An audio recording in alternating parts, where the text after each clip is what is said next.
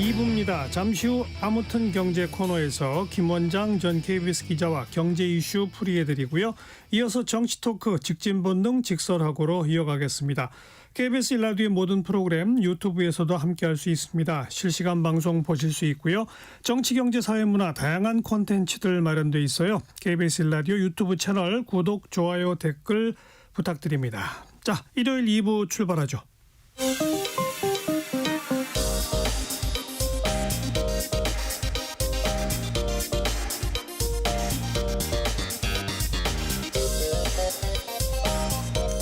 체크 진짜 뉴스 정관용의 시사본부 KBS 1라디오 들어보면 압니다. 아무튼 경제 코너입니다. 이 트럼프 취임 20일 돼가는데 이 관세 전쟁 본격화되고 있죠. 김원장 전 KBS 기자 연결합니다. 안녕하세요. 안녕하세요. 미국이 중국한테 10% 추가 관세 부과하니까 중국이 미국에 대해서 보복 관세 15% 부과한다 이렇게 밝히고 있죠. 네, 트럼프 대통령이 세상에서 제일 아름다운 단어가 관세라고 했잖아요. 네, 본격화되고 있습니다.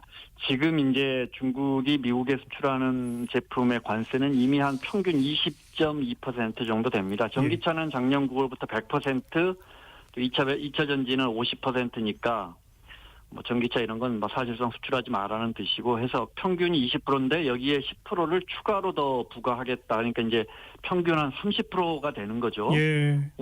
선거 때 60% 관세 매긴다 그랬잖아요. 중국한테. 그랬죠. 이제 시작일 수도 있고 그랬더니 중국이 바로 그날 그러면 우리도 미국산 원유하고 석탄 이런데 10%에서 15% 매길게 이렇게 발표를 해버린 겁니다. 네. 트럼프는 중국이 이같이 반발할 걸 예상했을까요?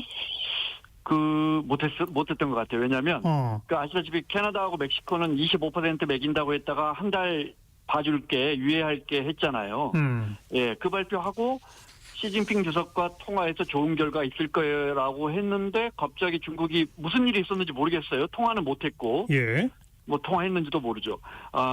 갑자기 중국이 보복관세를 발표해버려서 그러자 이제 또 주가가 다시 내리고 환율 오르고 하니까 요거 이제 4일부터 캐나다, 멕시코는 4일부터였고 중국의 보복관세는 내일 10일부터입니다. 네. 그래서 뭐 아직 여지는 좀 남아 있어요. 좀 지켜봐야죠. 뭐. 네.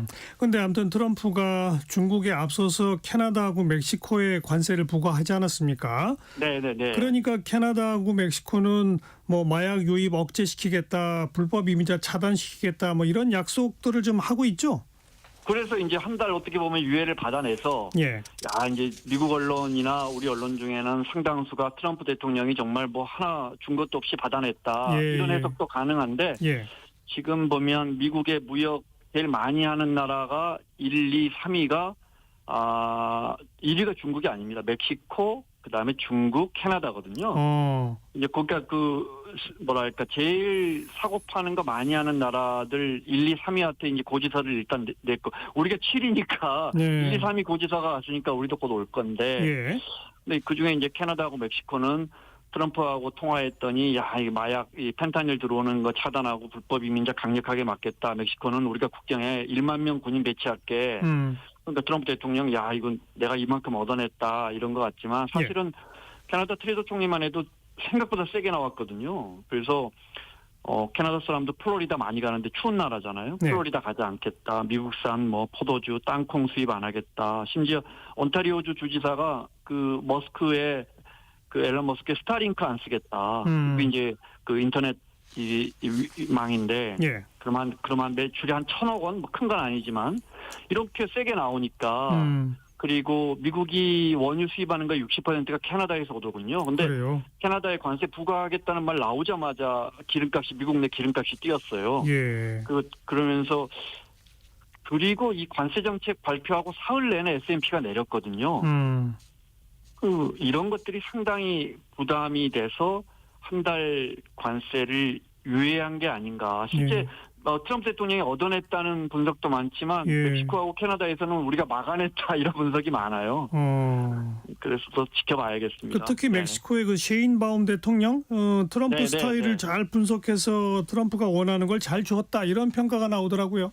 그렇습니다. 그러니까 정확하게 자 불법 이민자가 이렇게 늘고 있고 이렇게 멕시코가 이런 정책을 써서 몇 명이 줄었으며 앞으로 불법 이민자 숫자를 우리가 이렇게까지 줄이겠다. 그 이를 위해서 몇 명의 군인을 배치하겠다. 이걸 정확하게 쉽게 설명했다는 거예요. 트럼프 대통령은 직관적으로 쉽게 설명하는 거 좋아하니까. 예. 예전에 이제 아베 전 총리도 트럼프 대통령과 막 골프 치고 회동하고 그러지 않았습니까? 예. 그때도 일본 기업들이 새로 미국의 공장을 어디 세웠는지 지도에다가 표시를 해서 설명했다는 거예요. 예, 트럼프 대통령 뭐 정확한 이해도가 별로 없잖아요. 예. 그 취임식 때 캐나다가 우리한테 연간 $2,500 무역수지 흑자 가져간다고 했는데 사실은 상무부가 고쳤어요. 실제로는 400억 달러라고. 한 4, 6, 7, 한 7배씩 차이 나버리잖아요. 이렇게 그렇죠. 중요한 통계가. 트럼프 예. 대통령 뭐 잘 모르거든요. 예. 하여튼 중요한 것은 우리가 트럼프에게 뭘 줄 수 있는지 그걸 쉽고 정확한 수치로 설명하면 트럼프 대통령은 그걸 미국 국민들에게 봐 내가 이만큼 받아냈다. 예. 이게 중요하니까요. 네. 네네. 자, 그건 그렇고 미국 방문 중인 일본의 이시바 총리 1조 달러 추가 미국에 투자하겠다. 1조 달러면 우리 1,400조가 넘는 돈 아닙니까? 예, 그렇죠. 어마어마하죠. 네. 우리 국가 재정의 2년치 국가 재정이네요. 그죠? 큰 돈인데 다 하겠습니까? 뭐 한다고 발표하고 버티는 거죠. 2년 이제 중간 선거까지. 예. 어쨌든 워싱턴 포스트는 최고의 아부의 기술을 보여줬다. 이렇게 좀 깎아내렸는데 이제 이시바 총리가 TV에서 보는 탤런트 같은 사람 만나서 기분 너무 좋다 이러고 시작했다는 거 아니에요? 네. 근데 뭐 지금의 어떤 그 지정학적 그 뭐라 합니까? 순위 그 계급을 보여주는 것 같아요. 네. 트럼프는 항상 뭐 우방도 동맹도 없다 이런 표현을 썼습니다만 그래도 일본하고는 잘 지내려고 하는 것 같아요. 그렇습니다. 하여튼 일본은 예외인 것 같아요. 네, 그 일본 사람들 재주인지 트럼프의 인식인지. 근데 이제 트럼프 대통령은 무역 수지 개선을 해야 되고 워낙 적자 국가니까 그래서 미국 안에 일자리를 창출하겠다는 게 이제 핵심 의제인데 네. 그 뒤에 아시다시피 중국이 지금 미국 기술력을 목까지 치고 올라왔는데 중국을 따돌리고 고립시켜야 되는 거잖아요. 그러려면 지정학적으로 기술 동맹을 만들어야 되는데 그 핵심 국가가 일본인 것은 분명합니다. 예. 뭐 캐나다나 멕시코 이런 데는 기술이 없잖아요. 네. 그 우리도 여기 들어가야 되고 그렇죠. 들어갈 수밖에 없고. 네. 근데 따져보면 미국에 들어갈 첨단 기술이 있는 공장이 있다면 일본이 더 그게 많겠습니까? 우리가 더 많겠습니까? 한국이 더 많죠. 우리가 뭐 배터리 전기차 특히 AI를 위한 HBM이나 조선이나 뭐 고급 가전들 일본 도요타 빼고 사실 들어갈 기술 별로 없습니다. 예. 이게 이제 우리가 미국 편에 얼마나 강도 높게 들어가는 것이 중요한가를 알고 있는 건 오히려 트럼프 대통령보다 중국인 것 같아요. 지금 우원식 국회의장이 하얼빈에서 시진핑 국가주석 만났는데 만났죠. 옛날 같으면 만나주기는 했겠습니까? 그러게요. 네. 네. 근데 이제 디커플링에 반대한다 이러면서 그 경주 에이펙에 올 수 있냐 그랬더니 그것도 검토하겠다 그러고 그죠? 네.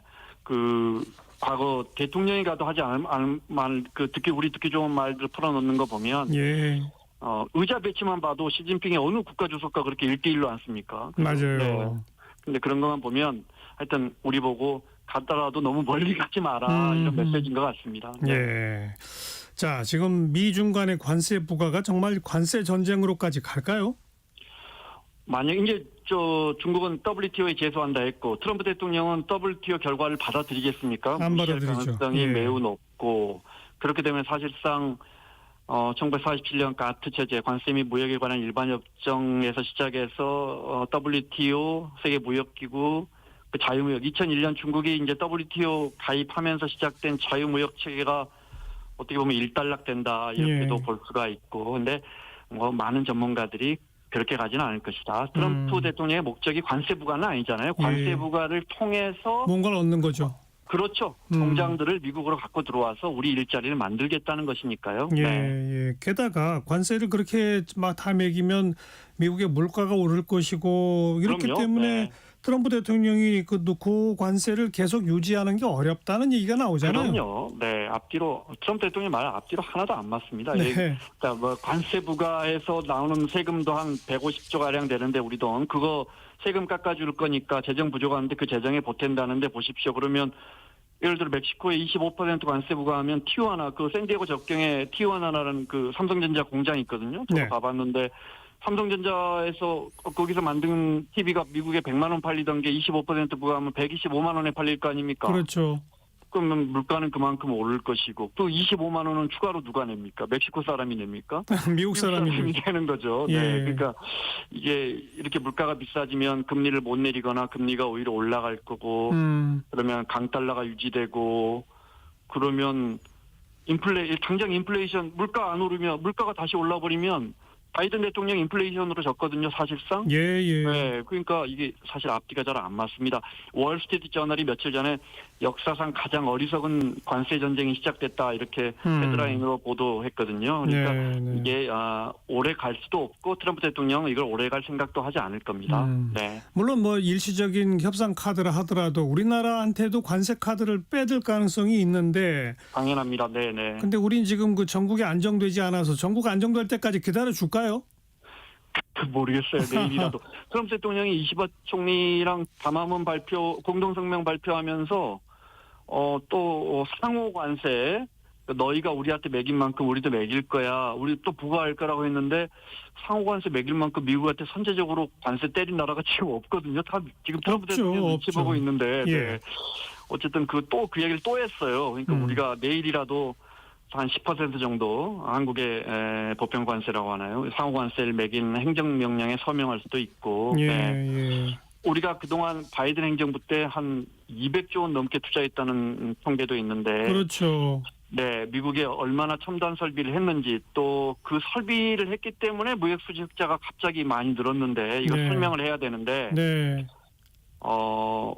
2023년에 우리가 미국에 첨단 일자리 2만 개를 만들어줬는데 그때 2023년에 20대 우리 기업이 국내 일자리 만든 게 2만 개예요. 그러니까 지금 얼마나 우리가 좋은 일자리를 미국에 뭐 불가피하게 갖다 두고 있는데 이런 거 설명해도 트럼프 대통령은 그건 뭐 바이든 때 한 거고 나 때는 뭐 내놓을 거야. 이러면 뭐 참 걱정입니다. 우리도 네. 아베처럼 그 미국 지도에다가 다 표시해야 되겠네요. 여기저기 공장 이미 지었다. 네, 앞으로 공장 지을 계획. 네, 지난 몇 년 동안 일본이 가장 많이 투자했다는데 그거 잘못된 표현입니다. 우리가 제일 많이 투자했어요. 아니 그러니까요. 우리가 아베보다 더 일본보다 더 낫다는 걸 아베식으로 지도에다 표시해가지고 딱 들고 다녀야 되겠어요. 네, 그렇게라도 해야죠. 네. 자, 김원장 전 KBS 기자 고맙습니다. 고맙습니다. 네.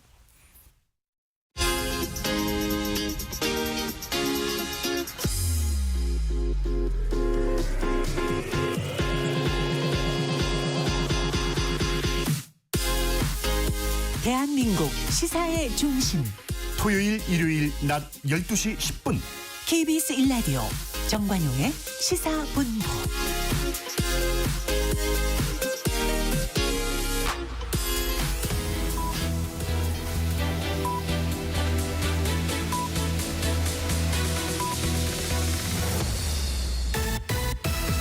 직진 본능 직설하고 고고고 뒤돌아보지 않습니다. 정관용의 시사본부.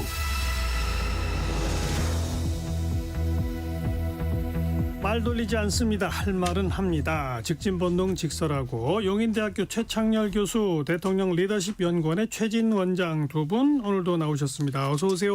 네, 안녕하십니까. 전반부 공통질문 금주의 뜬 인물 진 인물입니다. 먼저 뜬 인물 최창렬 교수 누굽니까? 저는 이제 홍장원 국정원 전 제1차장하고 예. 이제 곽정근 전 특전사령관을 꼽았습니다. 두 사람 다. 예.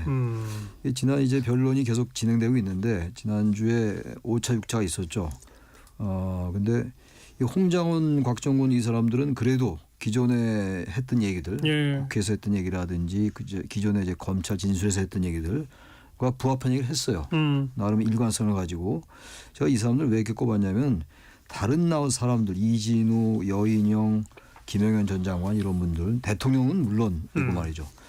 기존의 주장들과 너무 다른 얘기들 많이 쏟아냈고 뭐 답변도 거부했고 답변을 거부한 거야 뭐 자신의 형사 재판을 유리하게 하기 위해서 이해가 가는데 너무 객관적으로 봐도 정황상 봐도 거짓일 것 같은 얘기들 많이 쏟아내는 것에 반하여 이분들은 어쨌든 간에 진실을 얘기한 것 같아서 나름대로 의미가 있었다. 예. 그런 생각을 합니다. 이따가 얘기 좀 본격적으로 하고요. 네. 최 전 원장 금주했던 인물.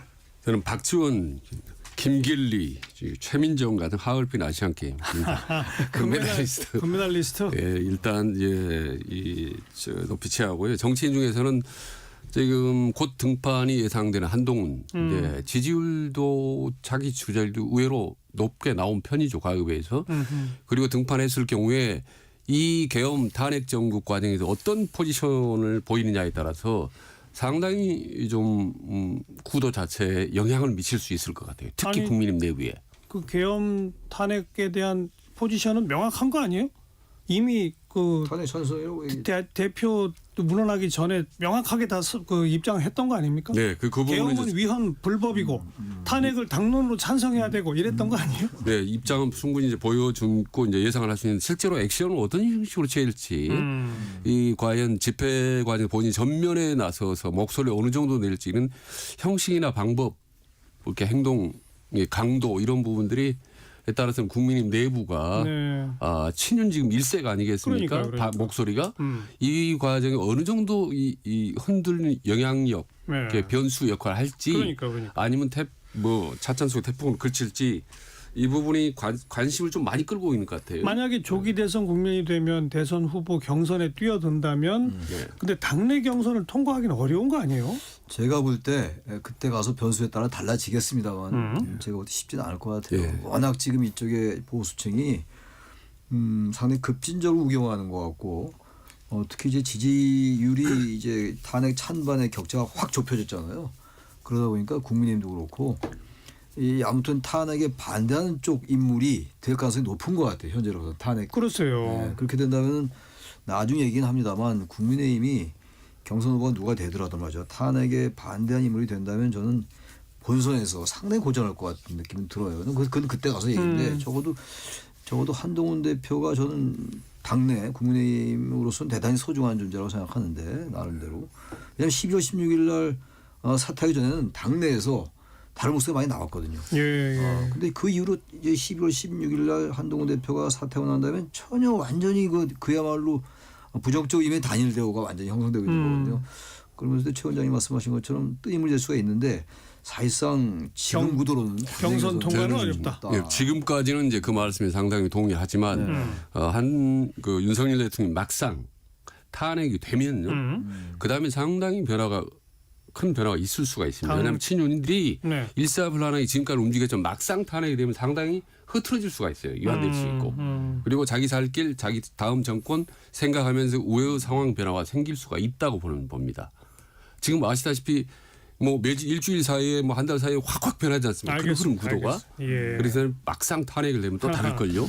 아무튼 무시 못할 존재인 한동훈 전 대표 금주했던 인물로 뽑았고요. 그다음 금주의 진인물 최창일 교수. 전 윤석열 대통령 뭐 새삼스럽게 또 진인물로 꼽느냐 뭐 이런 얘기를 들을 수가 있는데 그 변론에서 하는 말씀 들어보면은 정말로 대통령으로서 마지막 자존심 이런 것도 생각 안 한다는 생각이 들어서 그리고 뭐 요원이다 인원이다 뭐 얘기 하도 했으니까 제가 그 말씀까지는 안 드리겠습니다만 그 말도 금방 거짓이 들통이 났고 그건 현장에서 들통이 났어요. 바로 인원이란 표현. 인원 얘기를 안 했다고 했는데 바로 인원 얘기를 본인이 썼거든요. 그것도 그렇고 뭐 내란 프레임이다 탄핵 공작이다 이거는 정말 억지가 아닌가라는 생각이 들어요. 이렇게 가면은 나중에 결과가 무엇이 되든 간에 과연 윤 대통령이 대통령직을 유지하든 대통령직을 상실하든 간에 과연 명예와 자존심을 지키는 인물인가라는 생각이 들고 김영현 전 장관도 마찬가지입니다. 네. 김영현 전 장관도 예상을 깨고 대통령을 너무 옹호하는 듯한 발언들을 하고 말이죠. 정강훈 목사 말할 것도 없고 제가 원래 한 명만 들었는데 오늘 3명 안 들을 수가 없어요. 이분들. 예. 3명을 전 일단 진입으로 꼽았습니다. 정강훈 목사는 말이 점점 수위도 높아가고 정말 우리 사회에 뭐 생각이 다 다를 수가 있는 거죠. 보수 진보 뭐 그것도 다 극좌도 그것도 다 이념의 하나 스펙트럼의 하나의 일부러 하더라도 이분은 너무 무책임하고 선동적인 발언을 너무 많이 하고 있다. 정광훈 네. 목사는. 그래서 제가 꼽았습니다. 지금 정광훈 목사는 피의자로 입건돼서 그렇습니다. 집중 수사를 받고 있고 김용현 전 장관 또 그 서부지법 난입한 사람들을 애국전사다 이렇게 또 그렇게 얘기를 했습니다. 참 그건 좀 금도를 넘은 게 네, 아닌가. 그런 생각이 듭니다. 최준 원장 금주의 진인물. 저는 이제 이철우 경북도지사를 비롯한 TK 지역의 상당수 국회의원들. 친윤 국회의원들이 하는 거 보면 대구역 집회. 뭐 충분히 뭐 그 사람들이 뭐 행보를 뭐 예상할 수 있지만은 그 부분이 어떻게 보면 지역적인 양극화를 더 격화시키고 선동 정치에 상당히 일임물하는 것 같아서 너무 좀 안타까워. 굳이 꼭 그런 장외 집회까지 나가서 그렇게 발언을 할 필요가 있는 건지. 예. 그리고 지금 뭐 30-40명 정도 그중에 상당부 DK 의원인데 지금 윤석열 대통령 면회를 못 가서 지금 안달이는 거 아니겠습니까? 이런 부분들은 아무리 정치적으로는 표를 의식해서 다음 배치를 의식한다 하더라도 참 그 보기가 아주 좋지 않다. 예. 그래서 진인물. 예, 진인물로 꼽아봤고 뭐 플러스 한다면 나경원 의원 같은 경우는 계속 말이죠. 참 다른 의원들은 뭐 그렇다 치더라도 상당히 비명 그리고 비윤 친윤 사이에서 상당히 나름 중립적이고 또 중도 소구력이 있는 정치 지도자로 봤는데 최근 행보를 보면 이 보수 강경 일변도로 가는 것 같아서 좀 개인적으로 좀 안타깝다는 알겠습니다. 생각이 좀 듭니다. 자, 아까 홍장원 국정원 차장, 곽종근 특전사령관 얘기가 나왔습니다만 지난 화요일하고 목요일 헌법재판소의 탄핵 심판 진행이 되고 증인신문 양측 변호인단이 질문하고 답변하고 하는 과정이 뭐 사실상 거의 생중계처럼 뭐 화면들이 다 떠돌고 뭐 보셨을 거 아닙니까? 네. 뭐 어제도 저는 이 정치토크 시간에 그런 질문을 패널들한테 던졌는데 이 홍장원, 곽종근 두 사람의 발언을 이 약간 뭐 일부 표현들이 왔다 갔다 하는 이런 문제는 헌법재판관도 약간 지적한 바가 있긴 네. 합니다만 전반적인 분위기나 질의응답의 내용들을 이렇게 볼 때 정말로 그 홍장원, 곽종근의 말이 뒤바뀌고 오락가락했다고 판단하세요? 내용상은 일관된 어떤 태도를 보였는데 그걸 오락가락이라고 누군가 트집 잡으면서 이 오락가락이니까 이건 거짓말이고 뭔가 변질됐으니까 이게 탄핵 공작의 시작이다라는 네, 그렇죠. 주장이 옳다고 보세요. 당연히 전자죠. 곽종근 전 사령관은 뭐 인원이다 요원이다 말을 가지고 조금 이제 사람이었던 것 같다, 국회의원이었던 것 같다 이런 말을 합니다만 그건 들을 때 여기서 머릿속에서 해석하기 나름이기 때문에 본질은 아닌 것 같고 그리고 아까도 잠깐 말씀드렸습니다만 대통령이 바로 인원이라는 말을 계속 썼다고요. 그래서 전혀 어색할 게 없는 것이고 곽종원 전 사령관은 일관돼요. 일단 부수고 끌어내라라는 얘기입니다. 체포 지시가 있었다는 얘기입니다. 그게 전체적 맥락에서 하나도 바뀜이 없었고 그러니까 지금 이제 대통령 측에서 이제 그런 요원이다 인원이다 사람이다 이 왔다 갔다 하니까 이게 지원의 신빙성의 문제를 제기하고 있는 거거든요. 그런데 그거는 제가 봐서 헌법재판관들이 뭐 정영식 재판관이 조직 캐물었다고 캐물었어요. 근데 그 당신 말이 틀렸다라고 그런 의미에서 묻는다기보다도 정확하게 해라. 괜히 투입 잡지 말아라. 저는 그렇게 해석을 했어요. 같은 말이라도.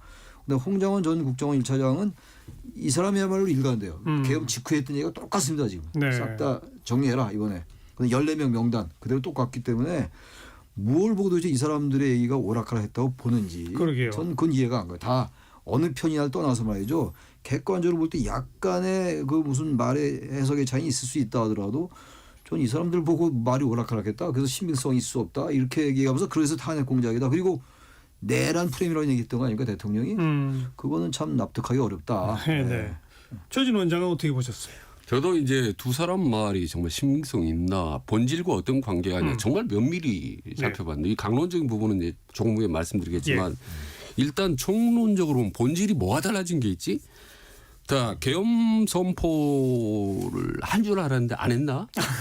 아니면 군경이 간 줄 알았는데 안 갔나? 뭐 하나도 달라진 게 하나도 없고 그리고 더 중요한 건 뭐냐면 지금까지 12월 3일 이후에 쭉 이제 윤석열 대통령이라든지 관련된 사람들의 발언들을 보면 윤 대통령과 김용현이라든지 어떤 내란 혐의를 받고 있는 핵심적인 인사들의 말은 끊임없이 바뀌었어요. 반복됐고 뭐 이건 무슨 질서 유지였다는 뭐 군인 뭐 250명이라 했다가 나중에 그러니까 1,500명으로 혹은 3,000명으로 뭐 발전되고 수많은 이렇게 발언에 번복이 있었기 때문에 솔직히 어떤 진실 공방이 있더라도 윤 대통령이나 변호인 측의 말을 믿기가 어려워요. 솔직히 말하면. 네. 기본적으로 지금까지 이 전략을 보면 헌재 관련해서 처음에 저 자료 송달 거부했지 않습니까? 불응하고 그다음에 지속적으로 공수처 물고 늘어지고 그다음에 법조항 코트리 잡고 그다음에 헌법재판관 기피했지 않습니까? 그렇죠? 그러더니 이제는 그것도 안 되니까 이제 또 다시 진실 공방을 몰고 간다.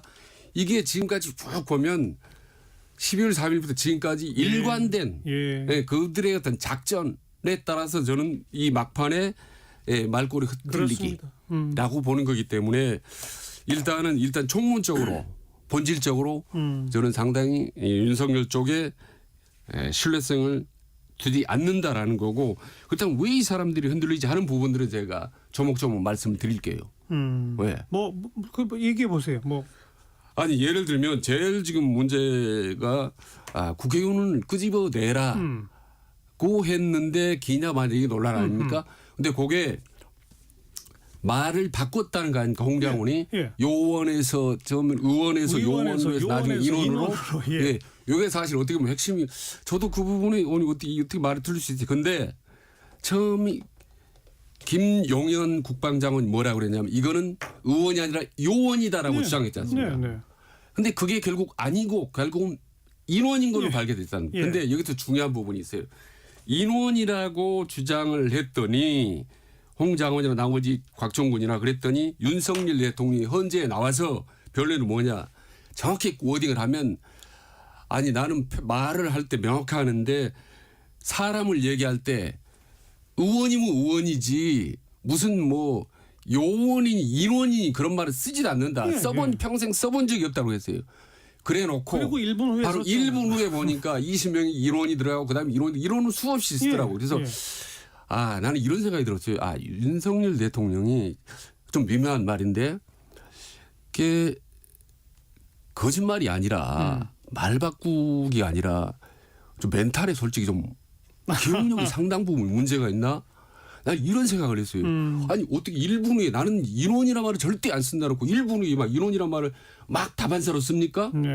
이거는 기억력이나 상당히 문제가 있고 이후 다른 발언들 윤 대통령의 발언에도 상당히 문제가 있을 수 있다. 라는 아주 강한 제가 의심을 할 수밖에 없는 거죠. 그러니까 이제 법률상이나 논리적 대응으로 안 되니까 윤 대통령 측의 전략은 일단 잡아떼기 그런 명령을 한 적 없다. 이런 등등의 잡아떼기. 그다음에 꼬투리 잡기. 요원이냐 인원이냐 또 자필로 메모했느냐 보좌관이 다시 메모했느냐 이런 또 틈새 어찌 보면 그 사소한 그 꼬투리 잡기를 통해서 이건 진술이 번복되니 오염됐다. 그래서 그렇게 얘기하는 거죠. 오염됐으니 거짓말이다. 이렇게 이제 확대 재해석을 해가지고 그런 거짓말로 된 두 사람의 진술 때문에 탄핵 공작과 내란몰이가 시작된 것이다라고 하는 그냥 억지 주장. 일관된 논리예요. 그렇게 해서 그런 억지 주장에 그래도 동조하는 국민들이 많으니 헌법재판관들 판단 똑바로 하시오. 이렇게 하는 거 아니에요? 정확하게 정리 다 해주셨는데 끊임없이 절차의 문제를 제기하고 있고 그건 초반부터 공수처 수사권 얘기를 계속 문제 삼았던 것이고 이 지난 1월달이죠. 1월 25일 날 그 대통령 변호인단이 드디어 그 얘기를 했잖아요. 공수처, 법원, 경찰이 민주당이 지휘를 받아서 실체적 내란 행위를 일삼은 것이다라는 얘기 벌써 했어요. 그 변론기 전에. 수사기관이 내란하고 있대요. 내란하고 얘기했고 그런 식으로 얘기를 하는 게 이제 거의 전략을 그렇게 가는 것 같아요. 거기에 이제 그런 이유가 이제 탄핵 반대 집회 숫자가 늘어나고 그래서 탄핵 반대와 찬성이 계엄 직후에는 압도적으로 차이가 컸는데 거의 비슷한 여론조사가 나오고 또 일부 여론조사는 대통령의 지지율 저는 대통령의 지지율이 큰 의미가 있는지 모르겠습니다만 어쨌든 지지율이 올라간다는 거 아닙니까? 그렇게 하다 보니까 이런 전략이 맥힌다고 생각하는 것 같아요. 그렇죠. 당장 억지를 써도 좀 멘탈까지 모르겠는데 억지를 써도 이게 듣고 싶은 것만 듣기 때문에 대통령이 이런 말이 저 거짓말하고 있는 거야. 저 곽종군이 홍장원이가 이런 식의 메시지가 전달된다는 생각을 하는 것 같아요. 그래서 한번 가보자는 건데 저는 이게 그러면 그럴수록 점점 헌법재판관들에 의해서 점점 불리한 판단을 할 수 있다고 저는 보는 게 이 우리가 객관적으로 봐도 저건 공소장에 다 나와 있는 얘기들이란 말이에요. 거기 사령관의 공소장, 윤 대통령에 대한 공소장, 그리고 김영현 전 장관의 공소장에 다 나와 있는 것들. 이들이 진술한 것들이에요. 진술한 것이고 이 헌법재판관도 확인했지만 변호인 입회하에 아무 문제제기 없이 진술했죠. 했지 않습니까? 그러니까 그걸 증거로 채택하겠다는 뜻이거든요. 증거 채택하겠다는 얘기이기 때문에 이 한계가 있는 것이 그래서 또 하나가 지금 뭐 여러 사령관들이 답변을 거부한다고 하지만 김현태 단장도 마찬가지인데 근데 김현태 단장이 150명 얘기를 했다고요. 그럼 150명은 누굽니까? 그게 국회의원 아니고 누구 150명이겠어요. 의결정도서라는 단어도 나왔는데 저는 그래서 아무리 요원이다 인원이다 이 사람이다 이거 가지고 계속 한 며칠 이제 말들이 많았는데 저는 이건 대단히 허무한 일이다. 무망한 일이고. 헌법재판관들한테 정치적 압박이라고 제가 표현했습니다만 그게 안 먹힐 거다? 저는 안 먹힌다고 봅니다. 일단 그것도 동의합니다만 일단 요원이나 인원이나 얘기는 어쨌든 곽사령관 얘기가 맞는 걸로 최종적으로 판결이 됐지 않습니까? 화면에 나와서 보니까 윤석열 대통령 자꾸 인원 얘기하는 거 보니까 일단 같고 또 하나가 이제 지금 가장 큰 논란 중에 하나가 정치인 체포 명단 리스트 이거 했냐 안 했냐 이게 공방이고 근데 이것도 가만히 들여다보니까 극우 전화를 했느냐 안 했냐 이게 문제가 아니고 쪽지를 직접 작성했느냐 안 했냐 원본이 있냐 없냐 이런 아주 미시적인 게 논란인데 자 본질은 뭐냐면 그 계엄 직후에 윤석열 대통령이 전화를 했다는 말입니다. 거기다가 또 바로 이어서 영인영 또 방첩사령관한테 전화를 했다는 것 전부 팩트인데 여기서 뭐라고 얘기를 했냐면 윤석열 대통령이 헌재에 나와서 해명을 할 때 간첩 잡으러 했다는. 네. 그리고 이 뭡니까 국정원은 수사권이 없기 때문에 그런 지시를 한 적이 없다라고 하면서 간첩 체포와 관련된 얘기를 했다는 거예요. 근데 얼마나 뜬금없습니까? 계엄을 막 한 사람 선포했던 대통령이 국정원 차장한테 뜬금없이 전화해가지고 간첩과 관련된 얘기를 했다? 제가 그것도 초반에서 생각난 김에 말씀드리겠는데 격려차 전화했다는 거 아닙니까? 윤 대통령이 직접 발언했어요. 그래요. 아니 그 시간에 계엄 직후에 격려차 전화를 한다? 그거는 정말 이해가 안 가요. 그건 홍장원도 얘기를 했던 얘기인데 홍장원 전 차장도 그 얘기를 했습니다만 제가 봐도 다 떠나서 우리가 일상사에서 느끼는 건데 계엄이 발동되고 지금 군인들이 들어가고 이런 상황 속에서 홍장원 차장한테 전해서 내가 격려를 전했던 것이다. 체포하러 전했던 것이 아니다라고 윤 대통령이 얘기했다고요. 변론 기일에. 근데 그게 아무리 윤 대통령 지지하는 사람이라 하더라도 그 말은 좀 이해가 안 간다고 생각하지 않겠어요? 그래도 헌재 재판관들이 저 말은 정말 이상하다 하면 그렇게 쌓여서 윤 대통령에 대한 신뢰가 더 떨어질 거라고 좀 보는 거예요. 헌재에서 또 물어봤어요. 방첩사령관한테 연임한테 당신 직접 체포 명단을 이야기를 했느냐라고 물어봤더니 본인이 답변이 말이죠. 상당히 애매모호합니다. 자기는 체포라는 말을 했던 기억은 나지 않는다라는 거거든요. 당연히 여인용 충안파고 윤석열 대통령 편인데 본인이 했다고 얘기하겠습니까? 그리고 나머지 이제 또 진술들이 엇갈린다라고 하는 건 뭐냐면 공소장 검찰에서는 관련된 군 지휘관들이 다 이야기를 했는데 헌재에 가서는 당연히 얘기를 안 했단 말입니다. 침묵을 지키거나 발언을 나중에 답변을 거부했던. 이거는 당연한 거죠. 왜? 본인들이 목숨이 걸려 있는 상태이기 때문에 당연히 헌재에서는 발뺌을 할 수밖에 없는 상황이거든. 그리고 아마 이런 것 같아요. 군 계엄 지휘관들이 처음에 당시 계엄 직후에는 워낙 국민 여론이 악화되기 때문에 엄격결에 속에는 실토를 다 했는데 벌써 한 2달 정도 지나 보니까 여론이 좀 호전된 거 아니냐? 우리가 이러다가 잘못 말을 번복하면 우리가 살 수도 있겠다, 빠져나갈 수 있겠다라고 판단하는 것 같아요. 그 태도가 점점 단계적으로 좀 변하지 않습니까? 그러나 이미 이 공소장 과정에서 너무나 충분히 많은 진술들이 쏟아져 나왔고, 진술뿐만 아니라 화면에 다 잡힌 증거들이 있잖아요. 그렇죠. 그걸 어떻게 그 말을 바꾼다고 어떻게 그 증거가 바뀝니까? 아무리 봐도 이 두 가지가 중요할 거 아니겠어요? 국회 활동을 방해했느냐 안 했느냐. 헌법 위반이고 개헌법 위반이니까. 그다음에 그럼 국회 활동을 마비시키려 했던 증자 중에 하나가 그럼 정치인의 체포를 지시했느냐 안 했느냐 이게 가장 연관되어 있는 거거든요. 이건 누가 봐도 명백해요. 근데 이걸 자꾸 부인하면서 여러 가지 지역적인 논란을 야기시키는 거거든요. 그래서 자꾸 이제 증언이 오염됐다고 얘기하는 것이 그런 표현도 나오잖아요. 계엄군이 국회에 간 건 질서 유지 차원이다. 그러니까 그건 참 이해가 안 가요. 혼란스럽기 때문이다. 근데 그게 이제 그 반대 측에서 주장하기를 계엄군이 와서 혼란이 생긴 거지. 당연히 거기 왜 갑자기 질서 유지하러 거기 왜 갑니까? 그래서 이게 거짓말 하더라도 물론 방어제를 할 수 있어요. 최소한 형식 논리는 맞아야죠. 근데 이제 그 형식 논리에 안 맞는 궤변이 반복되면 이른바 중도층이 결국 아이고 안 되겠네 이렇게 돌아설 것이다. 이런 정치적 판단은 어떻게 보세요? 생각을 하는 것 같아요. 이를 밀어붙이면 여론조사 더 이제 오히려 뭐 크로스가 될 수가 있고 탄핵 반대 여론이 압도적이 돼서 헌재가 영향을 받을 것이다라는 그런 판단하는 게 아닌가라는 생각이 네, 그렇게 판단을 한번 한 것 같고. 헌재 재판관들이 그렇게 판단하지 않을 겁니다. 일단 제가 여러 번 말씀드려요. 일단 검찰 과정에서는 상당히 어쨌든 이 공방 진실 공방 가면서 시간 오래 끌 수밖에 없다는 이유가 저는 그렇게 말씀드린 거고 다만 이제 헌재에서는 헌재는 아주 심플하지 않습니까? 이 계엄이 위헌이고 불법이었느냐라는 것만 보기 때문에 과연 실질적으로 군경이 투입돼서 국회를 봉쇄하려고 했느냐. 라는 거고 이거는 뭐 지난번에 말씀드린 충분히 입증 가능하고 그리고 그게 공포감을 줄 만한 어떤 폭동이라고 볼 수 있겠느냐라는 부분은 온 국민이 TV를 보면서 공포감을 느꼈기 때문에 헌재 판단에서는 큰 영향을 미칠 수 없을 것 같은데 이 검찰 재판 과정에서는 상당히 갑론을박하면서 오래오래 시간을 좀 끌 것 같다는 생각이 듭니다. 1시 36분 막 지났습니다. 잠깐 교통정보 전해드리고 또 후반부 토론 이어가죠. 공인혜 씨. 네, 이 시각 교통정보입니다. 평소 주말보다 고속도로 이동량 자체는 줄어 있지만요. 영하의 날씨에 램프 구간과 진출차로에선 돌발 소식이 꾸준합니다. 먼저 서울 쪽 경부고속도로 반포 부근에 버스 사고 처리가 계속되고 있습니다. 한 개 차로에선 통행이 재개되면서 지금은 1, 2차로가 차단된 상태고요. 이 때문에 뒤로 양재 부근부터 한남 나들목 쪽 이동에만 25분가량이나 소요가 되고 있습니다. 서울시내 분당소로 청담대교 방향 수서부근 3차로도 고장난 차로 차단돼 복정부터도 지체 서행하고요. 북부간선도로 구리 쪽 종암 부근 꽉 막힌 정체 차량이 미끄러지면서 도로 시설물을 들이받은 사고 처리하고 있어서입니다. 반대 도심 쪽 원릉 부근 1차로에서도 사고가 나 부근으로 혼잡합니다.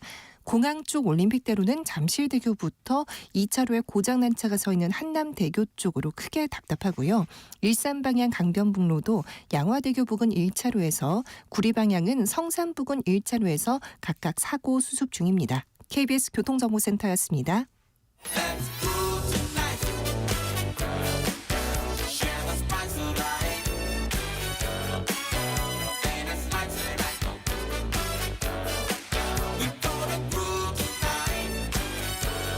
국민 MC 정관용.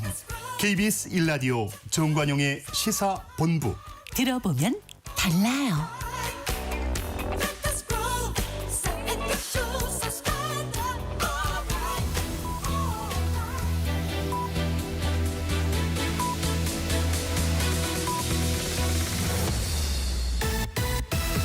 직진 본능, 직설하고 고고고. 뒤돌아보지 않습니다. 정관용의 시사본부.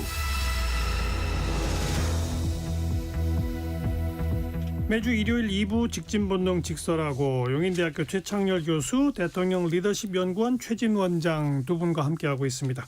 후반부 공통질문 금주의 핫한 한마디 최창렬 교수. 전 두 마디 오늘 저 두고 해야겠어요. 괜찮습니다. 윤 대통령이 했던 얘기입니다. 이것도 변론 때 한 얘기인데 아무 일도 일어나지 않지 않았느냐. 그 얘기면서 이제 호수 위에 떠 있는 달을 쫓는 것 같다. 이런 말을 했고 거기에 놓은 건 지금 충분히 말씀도 나눴고 말이죠. 그다음 이재명 대표의 말도 저는 의미가 있는 것 같아요. 윤 대통령과 국민의힘 관련자들은 이 내란 사태를 희화화하려 하는 것 같다. 이건 대단히 본질을 꿰뚫는 게 아닌가 저는 그렇게 봐요. 이게 내란 사태 희화한다. 단순히 대통령이 이제 호수에 떠 있는 달을 비유해서가 아니라 지금 내란 사태 정말 내란 프레임, 탄핵 공작 그리고 공수처 수사기관들이 내란 행위를 했다 이렇게 가고 탄핵을 야당이 뭐 남발하고 예산 삭감 이런 부분들 때문에 이러한 것들이 바로 국가 비상사태에 해당한다는 이제 드디어 억지 쓰기 시작했다고요. 그러니까 비상사태가 아닌데 왜 계엄 소편이냐라고 반론들 제기를 하니까 가만히 생각해 보니까 이걸 국가 비상사태로 규정하면 되겠네? 라는 생각을 한 것 같아요. 그러다 보니까 내란 사태 자체가 이게 내란이지 아닌지 나중에 최종 형사재판에서 밝혀지겠습니다만 이 상황 비상계엄을 선포했던 이 상황 자체가 좀 방향이 다른 데로 가고 배가 산으로 가면서 희화된 측면이 있어서 윤 대통령과 이재명 대표에게는 전혀 다른 방향의 얘기지만 예, 제가 예. 두 가지를 핫한 말을 꼽았습니다. 네. 최준 원장 금주의 핫한 전 뭐 비슷한 건 조금 보완하면요. 2월 4일 날 윤 대통령 5차 변론에서 그렇게 얘기했지 않습니까? 이번 사건을 보면 실제로 아무런 일이 일어나지 않았는데 사람들이 마치 호수 위에 떠 있는 달 그림자를 쫓아가는 것 같다라는 걸 저는 그대로 이렇게 되돌려 주고 싶어요. 이번 사건을 보면 실제로 많은 일들이 일어났는데 윤석열 대통령은 마치 호수 위에 떠 있는 달 그림자를 쫓는 것 같다라고 그대로 저는 되돌려 주고 네. 싶고 우리 한마디 첨가하면 윤석열 대통령이 뭐라고 그랬냐면요. 족에 대해서는 하늘이 정하는 것이라고 했는데 아니 하늘이 정하는 거면 재판은 왜 하고 그럽니까? 예, 아니, 너무 무책임하고 어떤 보이지 않는 어떤 존재를 네. 믿는지 하는 생각이 좀 듭니다. 자, 금주에도 이제 화요일, 목요일 또 많은 증인들이 출석하는데 어떤 공방이 또 이어질지 또 계속 그런 어떤 그 되풀이가 될지 좀 더 계속 지켜보고 이제 민주당 쪽 얘기를 해보면 이재명 대표 선거법 위반 항소심 법정에 선거법 위헌 법률 심판 제청을 했습니다. 이건 어떻게 보세요?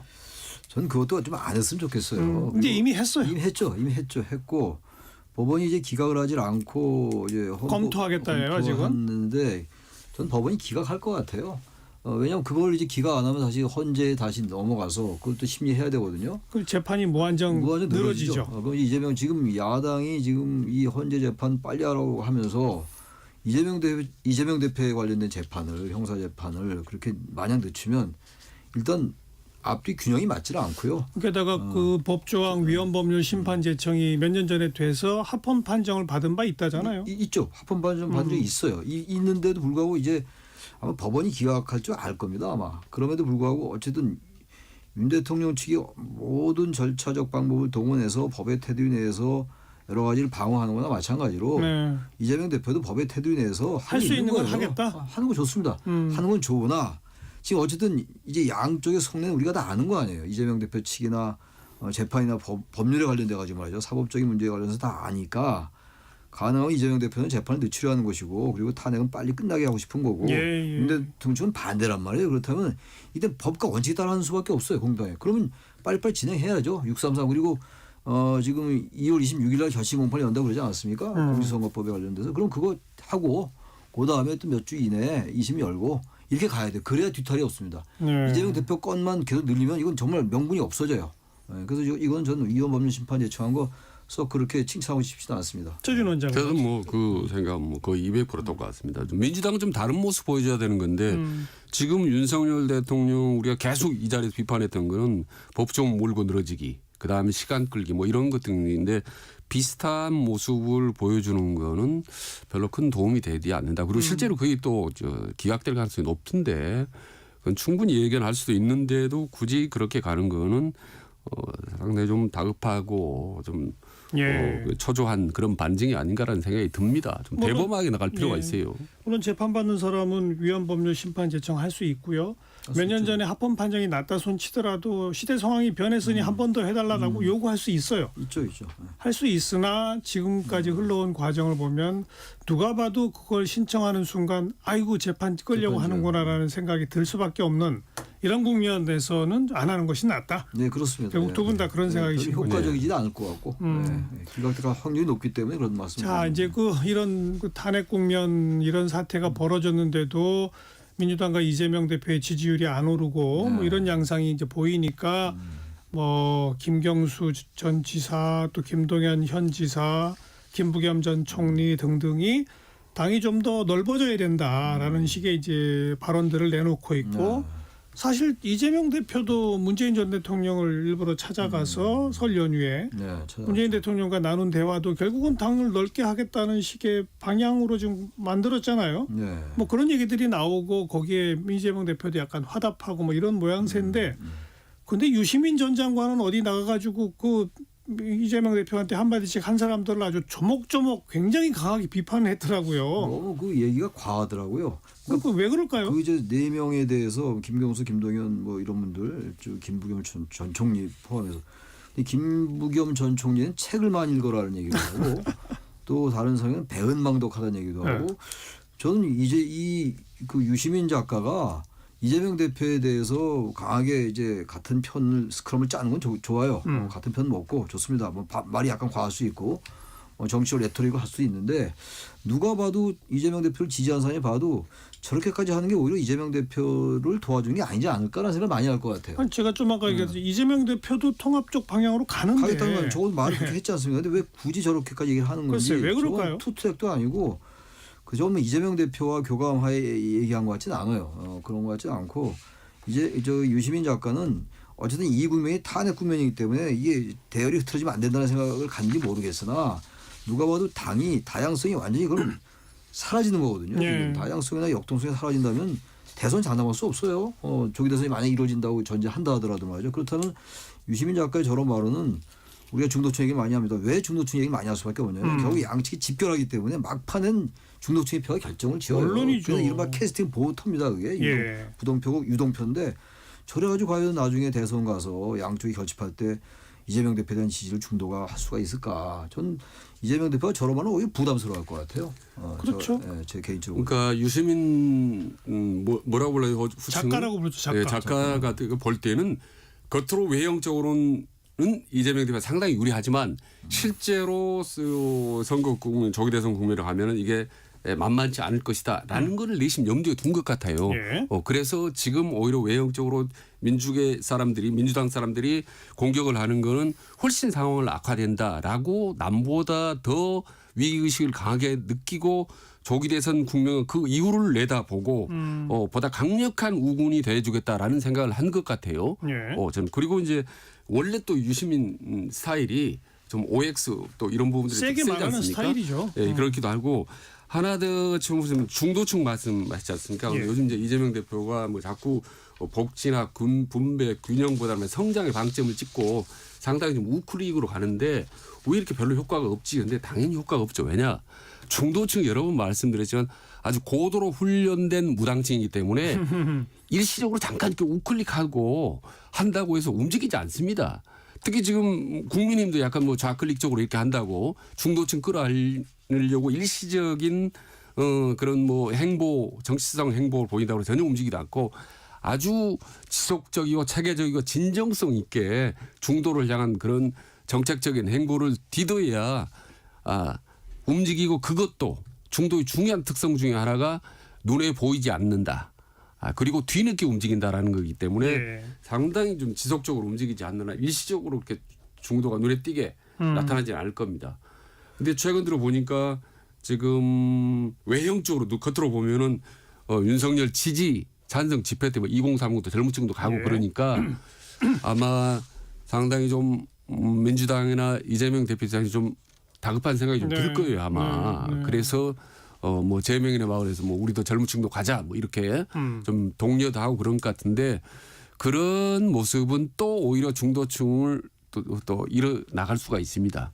그래서 지금 모든 상황은 민주당의 이재명 대표가 진두지휘하고 적극적으로 나서는 건 상관없이 민심과 직결된 문제이기 때문에 민주당은 차분하게 오로지 중도 확장을 위해서 꾸준히 노력하고 예. 상당히 좀 전반적인 법 헌재라든 재판 과정에서 좀 대범하게 가면 저는 그게 오히려 바른 길이라고 보고 또 국민의힘과 차별성을 좀 보일 수 있다고 보는 거죠. 민주당의 제일 큰 문제가 일극 체제라는 거 아니에요? 예, 예. 그거 오랫동안 지적돼 왔던 거기 때문에 이재명 대표를 지지하는 사람들이 봐도 불편해 보일 수 있어요. 경쟁력의 차원에서 말이죠. 근데 이런 얘기를 그러니까 같은 얘기를 하더라도 그 사람들에 대해서 그 몇 명 그 대선주자라고 거론된 사람들에 대해서 다르게 얘기할 수 있어요. 우리가 하나를 이뤄야 된다라고 해야지 이렇게 아무리 전략적인 생각에서 이런 얘기를 했는지 모르겠으나 배은망덕이다. 책 좀 많이 읽어라. 이건 굉장히 비아냥으로 들린다고요. 이런 건 전혀 효과 없어요. 아무리 전략적으로 당장은 우리가 단일적으로 가야 되기 때문에 그런 어떤 그 위험을 무릅쓰고 얘기했다 손치더라도 이런 건 효과 없습니다. 그리고 정치인들이 말이죠. 이게 정치도 사람이 하는 거거든요. 말을 이렇게 그야말로 듣기에 따라서는 대단히 불편하고 이런 말이 효과 별로 그렇죠. 없다고요. 게다가 뭐 이번 대선은 이 내란 세력 대 민주 세력의 그런 그 전선이어야 한다. 프레임이, 예. 그런데 이런 그 나머지 저 비명계 분들은 그 좀 다른 얘기를 한다라고 하는데 아니 대선 조기 대선 국면이 되면 뭐 김경수 전 지사나 김부겸 전 총리가 내란 세력과 민주 세력 구도에 반대하나요? 그건 전혀 그럴 가능성은 제로죠. 그건 말이 안 되는 거 아닌가요? 제로. 예. 똑같은 전제를 놓고 시작하는 거고 다만 민주당이 더 외연을 넓힙시다. 그렇죠. 통합적 행보를 합시다. 그거 아닌가요? 그동안 이제 이 사람들이 이분들 한 얘기들은 일상적으로 해왔던 얘기들이에요. 그러니까요. 되게 민주당을 아끼는 사람들도 너무 이렇게 한쪽으로 가서 안 된다라고 지적했던 거의 연장이에요. 예. 이걸 그렇게 이제 윤시민 작가가 이렇게 치고 나오는 거는 저는 글쎄요, 속내를 아무리 우리가 선의적으로 해석한다 하더라도 민주당이 별로 도움이 안 된다. 그리고 너무 말이 과하면 안 돼요. 어쨌든 뭐 중도층은 센 것, 그다음에 투쟁적인 것, 치우친 거 이걸 좋아하지 않거든요. 예. 그런 점에서 도움이 되지 않습니다만은 이 최근에 말이죠. 이 부분을 저는 좀 하나 강조하고 싶은 게 그 친윤 쪽에서 자주 강조한 게 우리를 내란 프레임이었다 지금까지. 이게 잘못된 거다. 이 얘기를 주장하는데 예. 저는 오늘 그렇게 주장하고 싶어요. 내란 프레임을 저는 개헌 프레임으로 바꾸고 싶어요. 왜? 자, 내란이 아니냐라 내란이 아니다. 이 공방보다는 계엄이 옳으냐 그러냐. 그렇죠. 이게 본질 아닙니까? 그게 본질이죠. 그렇지 않습니까? 내란이 아니라 형사재판이 다루는 거고 더 엄밀하게 말하면. 네, 그래서 내란이 이를테면 내란 경우는 내란죄인데 극적인 상황에 의해서 재판이 나중에 결과가 어떻게 될지 모르겠지만 예. 지금 이 순간 그리고 내일 모레 우리가 중요하게 다룰 거는 이 계엄이 잘 된 거냐 못 된 거냐 봐야 되지 않습니까? 그래서 저는 앞으로 여러 군데 가서도 저는 우리 방송하는 중도층에 있는 분들도 이게 내란 프레임이 아니라 계엄 프레임을 염두에 두고 발언을 했으면 좋겠다라는 저는 말씀 드리고 싶어요. 네. 그러니까 이미 이루어진 팩트는 계엄이에요. 계엄이죠. 그리고 이것을 내란으로 보느냐 마느냐는 법적 공방이 남아 있는 거죠. 네. 그런데 뭐 민주 쪽 진영에 있는 분들도 너무 일찍 이걸 그냥 내란이라고 딱 규정해 버린 게 아닌가. 지금 그 지적하시는 거죠? 그렇습니다. 예, 그렇죠? 내란 사태란 쪽에 너무 지금 포커스가 초점이 네. 맞춰져 있어요. 그러니까 네. 부정선거까지 한 편 더 드니까 네. 드디어 헌재에서 부정선거를 다루기 시작한 거 아닙니까? 다음번에 이번 주에 나오는 사람이 선거관리위원장이에요. 사무총장. 김용빈. 예. 그리고 안보에 관련된 것도 신원식 안보실장도 나오고 그러는 걸 봐서 이게 지금 프레임이 진짜 바뀌고 있다니까요. 헌재가 그래서 그걸 알고 따지겠습니다만 계엄의 위헌위법성 여부고 그 위헌 위법을 했는데 그게 과연 대통령을 파면에 이르게 할 정도 중대한가를 보는 거예요. 예. 노무현 전 대통령 같은 경우는 위헌 위법했는데 국무원이 정치 중립을 어겼는데 대통령을 파면할 정도 아니라고 해서 복귀했던 것이고 그랬었죠. 그게 본질이에요. 예, 그러니까 말하자면 이건 계엄은 나쁘다라는 데 대해서는 다 인정을 하는데 보수나 친윤계에서는 뭐라 하냐면 이게 내란죄다.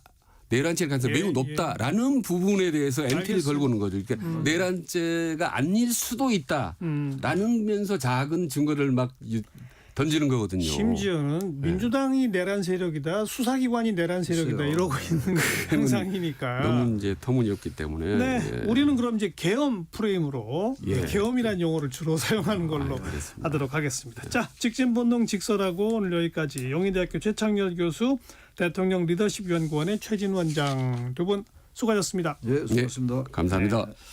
자, 오늘 끝곡 홍서범이 부르는 나는 당신께 사랑을 원하지 않았어요 함께 듣고요. 전 다음 주말 뵙겠습니다. 안녕히 계세요.